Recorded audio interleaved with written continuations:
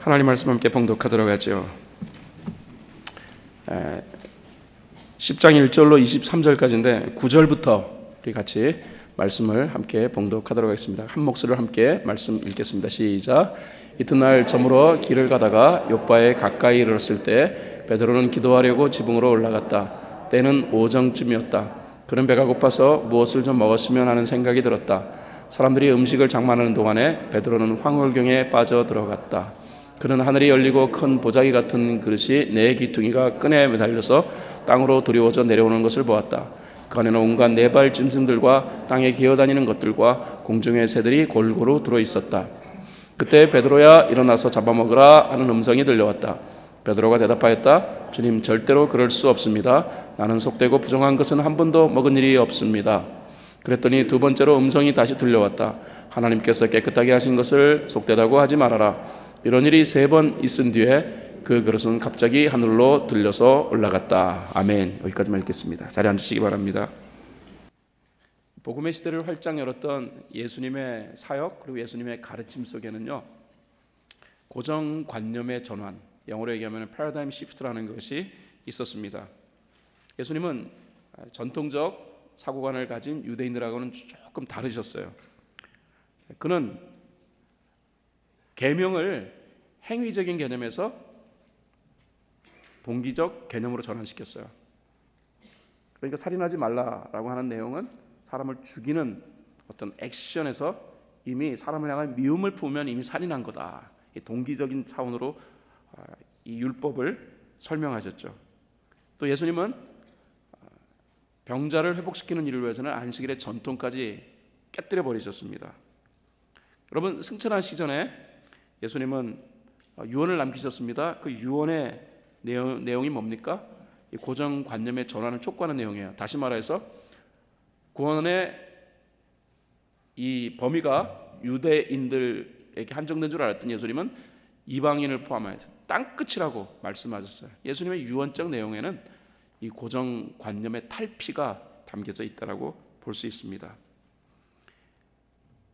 여러분, 사도행전을 이제 우리가 계속 묵상해 가고 있지 않습니까? 저는 이 사도행전 속에서요, 이 고정관념의 전환적 내용을 어마어마하게 많이 봐요. 그러므로 성교적 삶을 이루어가기 위해서는 우리가 가지고 있는 이 고정관념에서 벗어날 수 있어야 합니다. 본질이 비본질적인 것이라면 얼마든지 플렉서블하게 바꿀 수 있어야 해요. 이런 내용들을 오늘 같이 하나님 말씀을 통해서 살펴보고자 합니다. 본문의 배경을 좀 살펴보겠습니다. 여러분, 사도행전 10장은요 사실 굉장히 중요한 내용입니다. 내용을 담고 있어요. 그러니까 만약에 성경을 구속사적으로 바라본다면 이 사도행전 10장이 차지하는 위치는 굉장히 중요해요. 여러분, 예수님은 부활을 통하여서 자신이 그리스도가 됨을 확증하셨어요. 아멘입니까? 그 다음에 승천과 더불어서 예수가 그리스도임을 증언하는 삶이 삶의 본질이라는 것을 선포하셨어요. 그리고 오순절 성령 충만을 통해 가지고 성교적 삶에 대한 실천적 촉구가 하늘로부터 임하게 됩니다. 그 사복음서에서 사도행전까지 쭉 살펴보면서 이 구속사적인 개념으로 보셔야 합니다. 성령께서는 여러 가지 섭리적인 방법을 통해 가지고서 제자들이 성교적 삶의 실천 영역을 확대해 나가도록 인도해 주신 거예요. 그럼에도 제자들의 성교적 삶의 영역은 제한적이었어요. 유대인들에게 그리스도의 복음을 전한다라는 것, 이게 보통 그냥 제자들이 가졌던 일반적인 사고관이었단 말입니다. 근데 그런 배경 속에서 가이사랴에 주둔하고 있었던 로마 군대 장교 고넬료의 스토리가 오늘 저와 여러분이 읽은 이 본문 가운데 있습니다. 본문은 고넬료가 이탈리아 부대라는 그 로마 군대의 그 백부장, 오늘날로 치면은 중대장이었다라고 뭐 이렇게 소개합니다. 사도행전 10장 2절에 이제 이 고넬료에 대한 소개가 나와요. 그는 경건한 사람으로 온 가족과 더불어 하나님을 두려워하며 유대 백성에게 자선을 많이 베풀며 늘 하나님께 기도하는 사람이었다. 비록 이방인이었습니다. 이방인이었지만 성경은 그가 경건한 사람이었다라고 말해요. 그리고 온 가족과 더불어 하나님을 경외했다. 뿐만 아니라 삶적으로 보더라도 유대인들에게 자선을 많이 베풀고, 그다음에 중요한 내용입니다. 하나님께 기도했다라는 거예요. 유대인들은 전통적으로 오전 9시, 낮 12시, 오후 3시 하루에 3번 기도의 시간을 갖습니다. 이 고넬료도 그 유대인들의 전통을 따라가지고 기도에 힘썼던 사람이었어요. 고넬료가 오후 3시에 기도를 하던 중에 환상을 보게 됩니다. 천사를 만나는 환상이었는데, 천사는 무드쟁이라고 되어 있습니다. 무드쟁이는 오늘날 치면 가죽 공예가라고 생각하시면 될 것 같아요. 이 가죽을 다루는 이 가죽 공예가 시몬의 집에 베드로가 머물고 있는데, 그 베드로를 집으로 초청하라라는 메시지를 받게 됩니다. 이 천사의 메시지를 따라서 고넬료가 사람을 보내가지고 베드로를 자신의 집으로 초청해요. 근데 고넬료가 베드로가 머물고 있는 집에 고넬료가 보낸 사람들이 베드로가 머물고 있는 집에 도착한 시각이 한 12시경쯤 되었어요. 근데 마침 그때가 또 기도 시간이라는 말이에요. 그래서 베드로는 이 시몬이라는 사람 집에 다락에 올라가 가지고서 자기의 이제 기도의 시간을 가지려고 하던 중에 점심시간이었으니까 조금 시장기를 느끼고 있었던 그런 차에 그는 환상을 보게 됩니다. 이것이 저와 여러분 읽은 본문의 내용이에요. 그 환상의 내용이 뭔가 하는 거예요. 오늘은 그 베드로가 보는 환상의 내용을 중심으로 해가지고 하나님께서 우리에게 전하시는 성교적 삶을 향한 이 사고 전환적 내용을 같이 한번 살펴보고자 합니다. 사도행전 10장 11절로 14절 말씀입니다. 이건 같이 읽겠습니다. 시작. 그는 하늘이 열리고 큰 보자기 같은 그릇이 네 귀퉁이가 끈에 매달려서 땅으로 드리워져 내려오는 것을 보았다. 그 안에는 온갖 네발 짐승들과 땅에 기어다니는 것들과 공중의 새들이 골고루 들어있었다.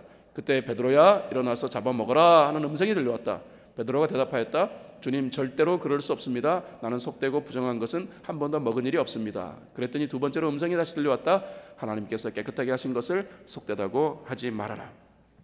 각종 짐승들이 담겨져 있던 하늘에서 내려온 보자기 그릇의 환상을 베드로가 보게 된 거예요. 그리고 음성이 들려옵니다. 잡아먹으라고. 배고픈 시간이었어요. 시장기를 느꼈던 시간에 잡아서 바베큐 해 먹으라는 음성이었는데, 베드로는 그 안에 보니까 율법적으로 말하면 부정한 짐승들이 많이 들어있었단 말이에요. 그래서 베드로는 그럴 수 없다. 이 환상 속에서 음성과 베드로의 실랑이가 3번 반복되었다라고 되어 있어요. 물론 이 환상과 음성은 베드로로 대표되는 당시 예수 그리스도의 제자들 그리고 예루살렘 교회 성도들을 향하여서 개념 전환을 촉구하시는 예수 그리스도의 뜻을 상징하고 있어요. 보자기에 담긴 각종 짐승들은 율법이 식용을 금한 짐승들이었을 거예요. 그래서 베드로가 못 먹겠다라고 말하고 있는 것을 통해서 우리가 그런 내용을 발견할 수 있을 겁니다. 아마도 돼지, 개, 뱀, 우리 한국 사람들은 못 먹어서 환장하는 그런 종류의 동물들이 들어있을 것입니다. 하지만 율법적으로 이것이 부정하다라고 여기기 때문에 베드로는 못 먹겠다라는 거예요. 이 환상과 음성 그리고 베드로의 반응은 성교적 삶을 지향해야 할 이 시대 저와 여러분에게 중요한 교훈을 제시한다라는 거예요. 성경이 제시하는 교훈을 같이 겸허하게 살펴보기로 합니다. 자, 먼저 성경은 본문을 통하여서 사고의 전환을 저는 이렇게 표현해요. 절대적으로 필요로 한다라는 거예요. 사고의 전환을 절대적으로 필요로 하는 것이 성교적 삶이라는 거예요. 왜 성령께서는 이 내용을 본문 가운데 수록해 놓았을까요? 이 내용 때문에 그래요. 사고의 전환이 성교적인 삶을 실천해 가는 데는 절대적으로 필요하다. 율법이 그만 부정한 짐승을 잡아먹으라는 음성 앞에 베드로는 단호한 거부의 뜻을 전하죠. 14절에 보면 베드로는 이렇게 말합니다. 주님, 절대로 그럴 수 없습니다. 나는 속되고 부정한 것은 한 번도 먹은 일이 없습니다. 베드로가 그때 시장기를 느꼈다라고 성경은 말하고 있어요. 그러나 내가 아무리 배가 고프다 할지라도 율법이 부정하다 정의한 저런 종류의 짐승은 먹을 수 없습니다. 이 베드로의 불편한 거부 반응에 대한 음성이 들려옵니다. 전체 상황을 고려하면 이 음성은 당연히 예수 그리스도의 음성이었을 거예요. 15절 하반절에 예수님은 이렇게 말씀하십니다. 하나님께서 깨끗하게 하신 것을 속되다고 하지 말아라. 하나님께서 부정하다라고 정하셨지만은 이제 하나님께서 부정하다는 것을 해제하셨다라는 거예요.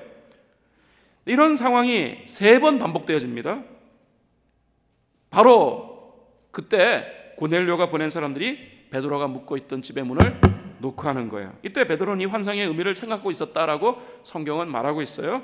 19절로 20절에 성경은 이렇게 말합니다. 베드로가 그 환상을 곰곰이 생각하고 있는데 성령께서 말씀하셨다. 보아라, 3 사람이 너를 찾고 있다. 일어나서 내려가거라. 그들은 내가 보낸 사람들이니 의심하지 말고 함께 가거라. 베드로가요, 이 환상 속에 담긴 뜻을 묵상했다라는 거예요. 도대체 이게 무슨 뜻이지? 이게 무슨 환상이지? 바로 이 묵상 가운데 성령의 음성이 들렸어요. 이 부분도 우리가 교훈으로 받아들여야 돼요. 여러분, 우리가 하나님의 말씀을 묵상할 때 성령의 음성을 통하여 그 말씀의 의미를 깨달아야 하는 거예요.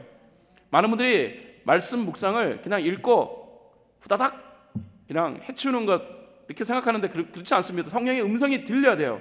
오늘 제가 여러분에게 드리는 이 말씀 들으면서 그 다음에 성령의 음성이 동시에 여러분에게 들려야 돼요. 성령께서 이 말씀의 의미를 어떻게 해석하여 주는지 성령이 그러므로 민감한 우리가 되어야 된다는 것입니다. 이 환상의 계시를 통하여서 베드로와 사도들 그리고 예루살렘 교회가 가져야 할 자세를 성령께서 이제 가르쳐 주시는 거예요. 그게 뭐냐 그러면은 성령님은 이미 이 환상을 주심으로 사고관의 개혁을 요구하셨던 거예요. 여러분, 이미 우리가 알고 있는 대로 본문을 이해하시려면 유대인들의 사고관을 이해하셔야 해요. 유대인들의 사고관은 자신들만 하나님이 선택했다라는 거예요. 그래서 구원은 자신들에게만 있다라는 거예요. 그 외에 자신들 외에 있는 모든 사람들은 사마리아 사람들 포함해가지고 다 하나님의 구원 계획 바깥에 있는 사람들이다. 유대인들은 이 부분을 아주 철저하게 믿고 있었어요. 그래서 이방인들과는 정결 예식에 따라 가지고 구원받지 않은 사람하고 우리가 밥도 먹을 수 없다. 그래서 밥 먹는 것조차 전통적으로 하지 않았다는 말이에요. 뭐 율법이 금한 건 아닙니다. 그런데 전통적으로 율법적으로 보면은 자기들만 선택받았으니까 선택받지 않은 이방인들은 다 죄인들이니까 죄인들과 어울리지 않는 것이 율법의 정신이다라고 생각했던 것 같아요. 참 성경을 이해해도 참 희한하게 이해했죠. 아무튼 간에 그들은 이방인은 선택받지 못했기 때문에 죄인들이다라고 여겼고, 그리고 자신들은 율법을 받아들였기 때문에 의인이라고 생각했기 때문에 의인과 죄인이 함께 어울릴 수 없다. 그래서 밥 먹는 것조차 안 된다. 이것이 유대인들이 가지고 있었던 개념이었단 말입니다. 근데 여러분, 이제 성도적 삶을 이루어가려면은 모든 사람을 포용해야 돼요. 근데 모든 사람을 포용하기 위해서는 때때로 우리와 전혀 스타일이 다른 사람을 만날 수밖에 없겠죠. 뭐 세계인들의 식습관은요, 나라와 기후, 뭐 문화에 따라 가지고서 다양해요. 유대인들이 부정하다 여기는 그런 식재료들, 근데 세계 여러 곳에서는 기호품으로 그냥 먹는, 아무 거리낌 없이 먹는 민족들이 즐비하지 않습니까? 언어의 한계, 그리고 풍습의 한계, 문화의 한계, 이 전통적인 유대적 사고관과 율법적 사고관을 무너뜨릴 수 있다라는 거예요. 그래서 이방인과의 교제가 어려워요. 그래서 유대인들은 그냥 기피했습니다. 그게 현명하다고 생각했던 것 같아요. 근데 베드로도 이 고정관념의 틀을 깨는 것이 쉽지 않았다는 것입니다. 하나님이 사람을 너무 잘 아세요. 예수님은 우리를 너무 잘 아세요. 예수님은 우리의 속속들이 모든 것들을 다 파악하고 계시기 때문에 우리의 생각도 어떤 생각이 있는가 예수님은 아시기 때문에, 그러므로 먼저 베드로의 이 사고의 틀을 깨뜨리게 하기 위하여서 베드로에게 이 환상적 내용을 허락하여 주셨고, 그리고 베드로로 하여금 고민하게 만드는 과정을 허락하여 주셨다는 것입니다. 저는 그렇게 생각해요. 사람이 형성된 사고체계, 이 틀 깨는 거는 진짜 어렵다. 조금 이따가 이제 2번째 내용에서 이 부분을 여러분하고 다룰 것입니다. 어쨌든 간에 베드로와 그리고 예수님 사이에서의 실랑이가 3번 이제 있었어요. 이게 베드로도 그만큼 자기의 생각 깨뜨리는 거 쉽지 않다라는 증거라고 말씀드릴 수 있어요. 저는 그렇게 생각합니다. 사람의 머리는 한번 길들여지면은 안 바꾸려고 한다. 이게 사람의 사고다라는 거예요. 하지만 중요합니다. 지금부터 중요합니다. 성경은 본질을 위해서라면 비본질은 100번이라도 뜯어 고쳐라. 이게 성경의 가르침이에요. 베드로는 어느 정도 일상에서 삶 속에서 사고의 전환을 조금은 시도했던 사람이에요. 사도행전 9장 어저께 우리가 묵상했지 않습니까? 거기 보면은 이제 과부의 사랑을 받았던 다비다라고 하는 헬라 말로는 도르가라고 하는 이 여자가 죽었어요. 근데 베드로가 이 여자를 찾아와 가지고서 살렸습니다. 근데 이미 베드로는 그 안에서 조금은 발상의 전환을 시도했어요. 왜냐하면은 레위기 21장 11절에 보면은요, 시신을 사람이 가까이 하면은 부정해지는 거예요. 그럼에도 불구하고 베드로가 너무 불쌍한 마음을 가졌기 때문에 이 다비다의 시체를 가까이 하고 그 시체를 앞에 놓고서 그는 기도했어요. 그 발상의 전환, 그것을 통하여서 베드로는 죽은 자를 이미 살렸어요. 하지만 베드로의 사고의 완벽한 전환은 쉽지 않았다는 것입니다.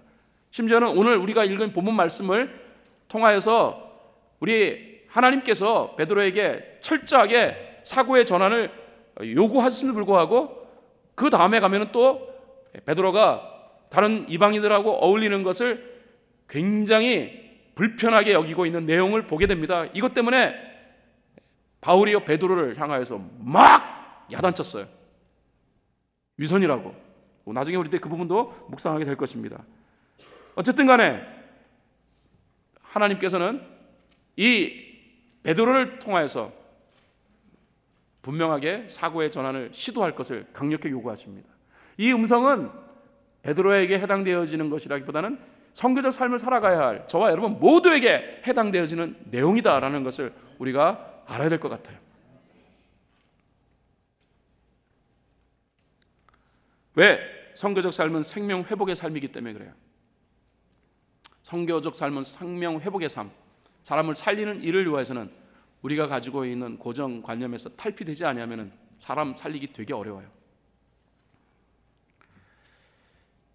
두 번째, 오늘 본문은 자기 신념 깨부수기로 선교적 삶이 세워진다라는 것을 우리에게 말합니다. 오늘 이 부분을 조금 좀 깊이 있게 묵상하고 싶습니다. 자기 신념. 환상 속에서 베드로는 이제 하늘의 음성을 듣습니다.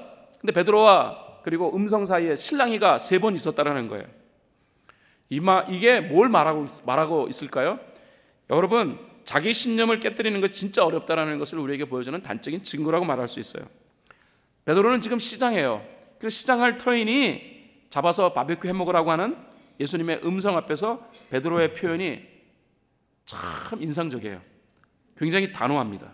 사도행전 10장 14절 베드로는 이렇게 말합니다. 주님, 절대로 그럴 수 없습니다.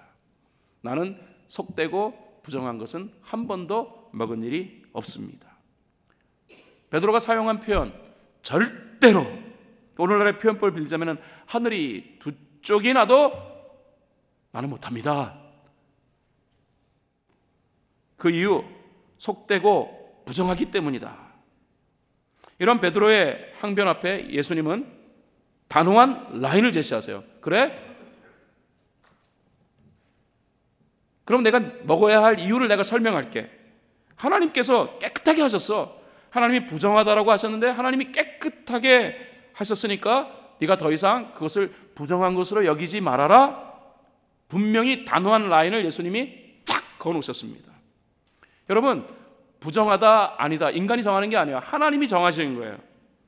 하늘의 음성 뭡니까? 하나님께서 부정하다고 여겼던 걸 깨끗하게 하셨다. 더 이상 그 보자기 안에 있는 짐승들은 부정한 것이 아니니까 네가 편하게 잡아먹으라. 이게 하늘의 뜻이에요. 그런데 베드로는요, 자기 신념을 굽히지 않아요. 16절에 보면은 이런 일이 3번 있었다 그래요. 왜 3번 있었을까요? 실랑이가 있었기 때문에 다시금 이런 말들이 서로 오고 갈 수밖에 없었던 거예요. 전통적으로 3번이라는 것은 매우 중요한 강조를 나타내요. 유대인들에게서 3번은 굉장히 중요해요. 예수님이 베드로의 개념 전환을 3번에 걸쳐서 촉구했어요. 베드로는 3번에 걸쳐서 부인했어요. 안 된다라고 거부했어요. 이 중요한 사항, 베드로는 나는 못 깨겠다 주님은 깨야 한다. 이전에도 예수님은 베드로에게 다음과 같은 질문을 하신 적이 있어요. 네가 나 사랑하니? 베드로가 사랑합니다. 예수님이 그 다음 이렇게 말씀하시죠. 이 예수님의 부탁이에요. 그 질문 다음의 부탁이 내 양을 먹여라. 3번 베드로와 예수님 사이에 똑같은 내용이 3번 오고 가요. 왜?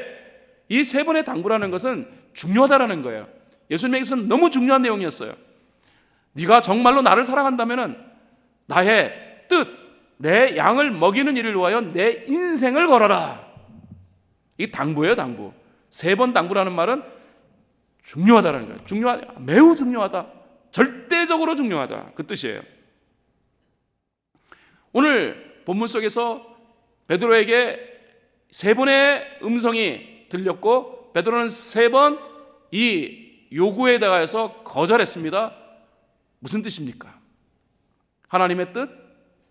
하나님의 뜻이라고 한다 할지라도 베드로는 자기 신념 못 걷겠다는 거예요. 이게 인간이에요. 여러분, 선교적 삶에 있어서 하나님의 뜻이 절대적이에요. 베드로와 그리고 모든 제자들에게 예수님은 본질을 제시하셨습니다. 나의 뜻은 이것이다. 그러므로 예수님의 뜻은 절대적으로 중요한 거예요. 그럼에도 불구하고 베드로는 예수님의 뜻이지만은 내 신념 못 깨뜨리겠습니다 라고 맞대응하고 있는 거예요. 여러분, 주님이 우리에게 자기 신념 깨뜨리기를 강력하게 요구하시면 깨부셔야 합니다. 깨부셔야 합니다. 예수님께서 사역을 시작하신 다음에 내건 캐치프레이즈, 여러분 뭔 줄 아시죠? 예수님이 사역을 딱 시작하고 난 다음에 예수님은 다음과 같은 캐치프레이즈를 거셨습니다. 새술은 새부대. 마태복음 9장 17절에 예수님이 하신 말씀이에요. 새 포도주를 낡은 가죽 부대에 담는 사람은 없다. 그렇게 하면 가죽 부대가 터져서 포도주는 쏟아지고 가죽 부대는 못 쓰게 된다. 새 포도주는 새 가죽 부대에 담아야 둘 다 보존된다. 여기서 새 포도주, 낡은 가죽 부대, 무엇을 상징하는 것일까요? 성경 주석가들, 아니 성경을 조금 아시는 분들 금방 눈치챌 겁니다. 낡은 가죽 부대 율법입니다. 새 포도주 복음입니다. 복음을 율법적 사고관으로 이해할 수 없다. 그러므로 복음은 복음적 사고관을 가져야 한다. 사실 이 내용은 예수님이 바리새인들을 향하여서 의도적으로 하신 말씀이에요. 사랑하는 여러분,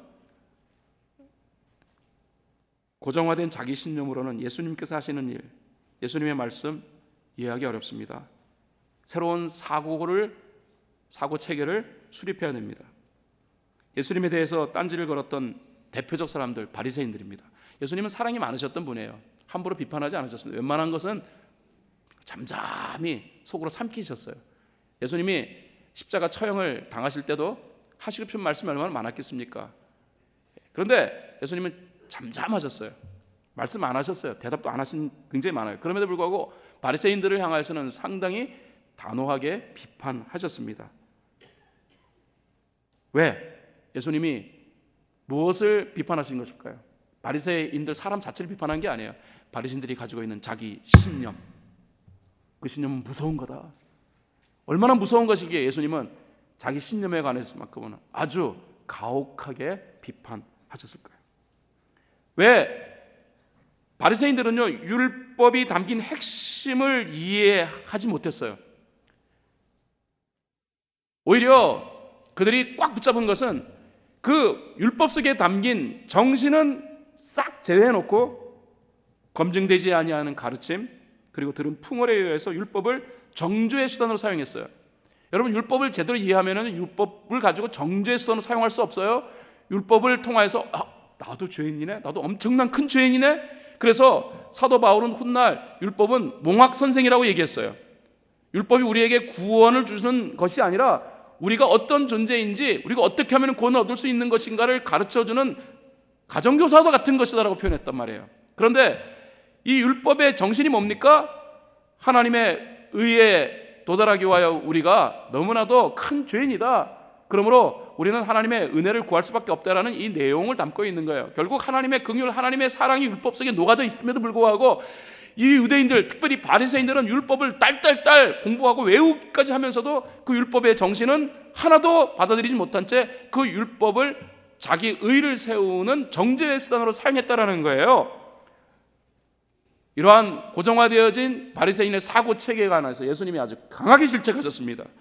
예수님의 쓴소리, 바리새인들에게 유독 강했다라는 것은 그만큼 자기 신념이 예수님에게 있어서는 걸리는 내용이었고, 예수님은 그러므로 자기 신념만큼은 깨버리라 하는 내용을 강력하게 촉구하신 거예요. 예수님이 하신 말씀 가운데 마태복음 23장 24절에 보면 예수님이 이런 말씀을 하셨습니다. 이건 바리새인을 향하여 하신 말씀인데, 눈먼 인도자들이여, 너희는 하루살이는 걸러내면서 낙타는 삼키는구나 라고 예수님이 말씀하셨습니다. 여기서 하루살이는 뭐고 낙타는 뭐냐? 바리새인들의 자기 신념을 하루살이로 표현한 거예요. 중요하지 않은 것은 다 살려내면서 진짜 핵심, 그 안에 누가 보더라도 낙타는 다 보이는 거 아니에요. 하루살이는 잘 안 보여요.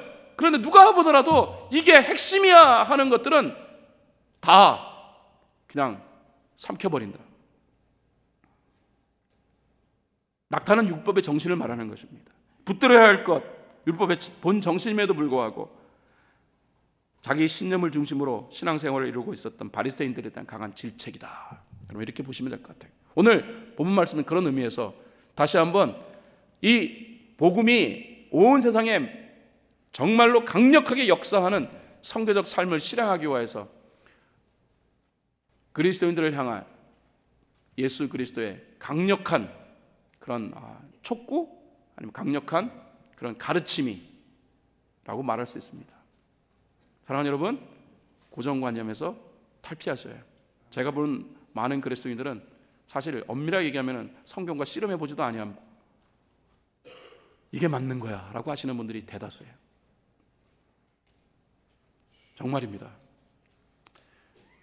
제가 이 40일 캠페인을 하면서 저는 이런 마음으로 하고 있어요. 여러분들 어떤 분이 저한테 물어보시더라고요. 목사님 40일 캠페인 새벽에, 주일날은 안 계시는데 새벽에 되게 세게 얘기하신다고.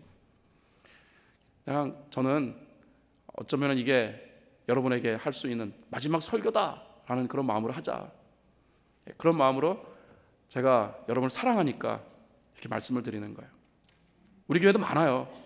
정말로 성경하고 씨름해 보지도 않은 채 막 그것을 정말로 하나님의 뜻인 것처럼 딱 붙들고 계시는, 자기 신념화되어진 것을 붙들고 계시는 분들이 참 많아요.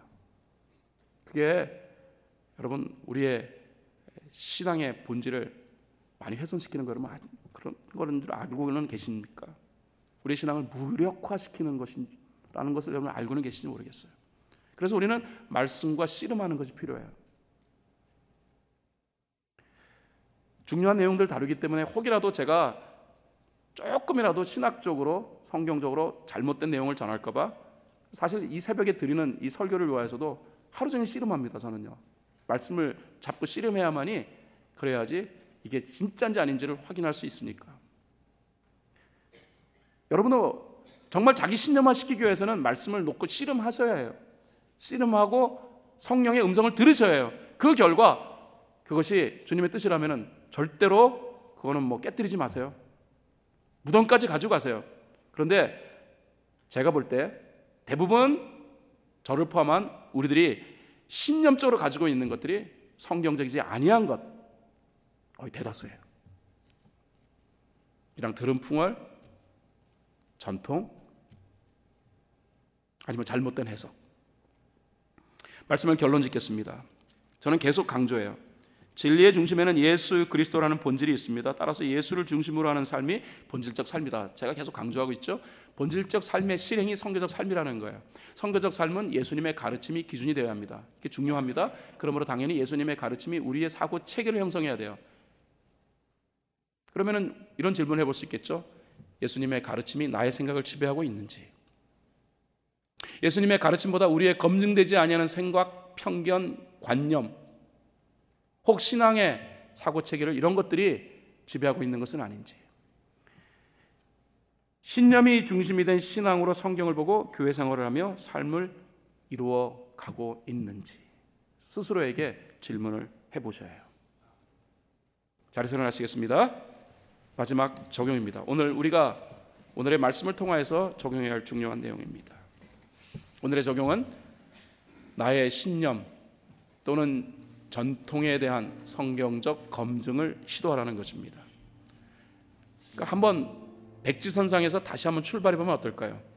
내가 알고 있는 것이라 할지라도 진짜 그것이 성경적인 것인지, 그게 정말로 성경이 말하고 있는 것은 내가 붙들고 있는 것인지를 한번 검증해 보는 것이 필요해요. 그리고 형식보다 정신, 본래의 의미에 집중하는 거예요. 본래의 의미. 사실 성경은 정신을 강조합니다. 율법 정신이 중요한 거예요. 율법의 정신은 엄밀하게 말하면 사랑입니다. 내 이웃, 내 몸까지 사랑하는 것이고, 하나님 우리의 뜻 정성 다해서 사랑하는 것. 율법의 정신, 그 정신이 중요한 거죠. 두 가지 적용합니다. 자신의 신념 또는 전통에 대한 성경적인 검증을 시도해요. 그래서 성경 앞으로 나가셔야 합니다. 그리고 형식보다 그 본래의 의미인 정신에 집중할 수 있도록 성령님께 구해야 될 것 같아요.